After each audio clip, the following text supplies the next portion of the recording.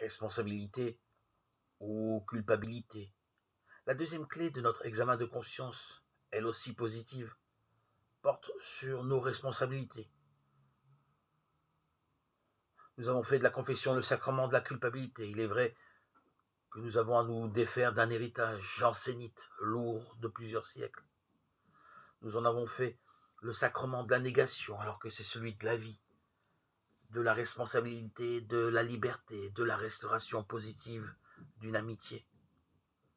Quand pourrons-nous savoir que nous sommes coupables? C'est à peu près impossible à juger exactement. Dieu seul le sait et nous n'avons pas besoin de le savoir.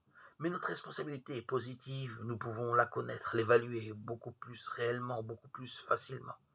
Pensons à nos grandes responsabilités par rapport à notre travail, à notre famille, par rapport au prochain, à la vieillesse de nos parents qui vivent près de nous, par rapport à l'éducation des enfants et des êtres qui nous sont confiés des orientations de leur vie, nos responsabilités par rapport aux structures dans lesquelles nous vivons, et que dire de la désaffection du chrétien à l'égard de tout ce qui est du domaine politique.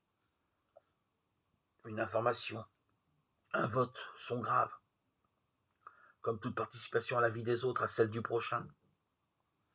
Au nom de quel droit nous désintéresser des déterminations qui sont prises dans nos communautés, quelles qu'elles soient?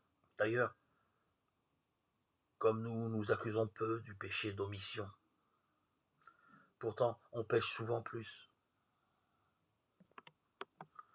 Nous, en agissant mal, mais en manquant de vie, en manquant de vitalité. Voilà donc les deux clés de l'examen de conscience.